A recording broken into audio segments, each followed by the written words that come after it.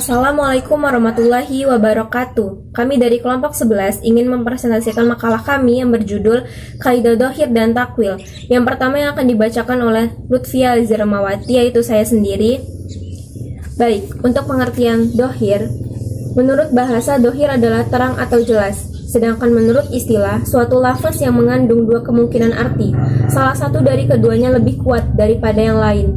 Dan jika yang digunakan makna yang lemah disebut al-mu'awwal, lafaz yang ditakwil.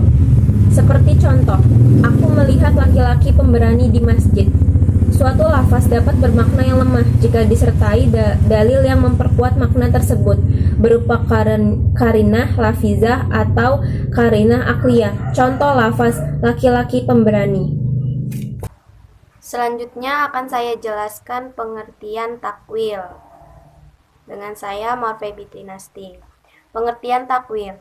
Menurut bahasa, takwil adalah tafsir atau penjelasan atau ulasan. Menurut istilah adalah memalingkan lafaz dari makna dharir atau jelas kepada yang mungkin baginya berdasarkan dalil. Takwil harus didasarkan dalil dan syar'i berupa nas, qiyas, atau prinsip-prinsip umum. Masalah-masalah yang dapat menerima takwil ada 3 mazhab. 1. Masalah yang berhubungan dengan akidah tidak dapat menerima takwil. Ini pendapat golongan musyabbihah. 2. Masalah yang berhubungan dengan akidah dapat menerima takwil, tetapi takwilnya diserahkan kepada Allah SWT. Ini mazhab ulama salaf. Yang ketiga, masalah yang berhubungan dengan akidah dapat menerima takwil. Ini pendapat ulama khalaf. Menurut pendapat pertama, bahwa Allah mempunyai tangan seperti kita. Akibat Allah mempunyai tubuh, naudzubillah. Pendapat kedua dimaksud tangan di sini terserah kepada Allah SWT. Pendapat ketiga berarti kekuasaan. Yang terakhir, ada syarat-syarat takwil dan contoh-contoh takwil yang akan dibacakan oleh saya sendiri.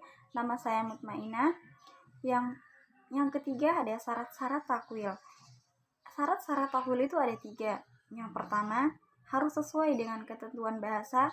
Yang kedua, lafaz itu adalah makna atau arti yang ditakwilkan. Yang ketiga, jika didasarkan kepada qiyas, maka hendaklah qiyas itu jali, bukan qiyas kalfi. Yang keempat, ada contoh-contoh takwil yang sah.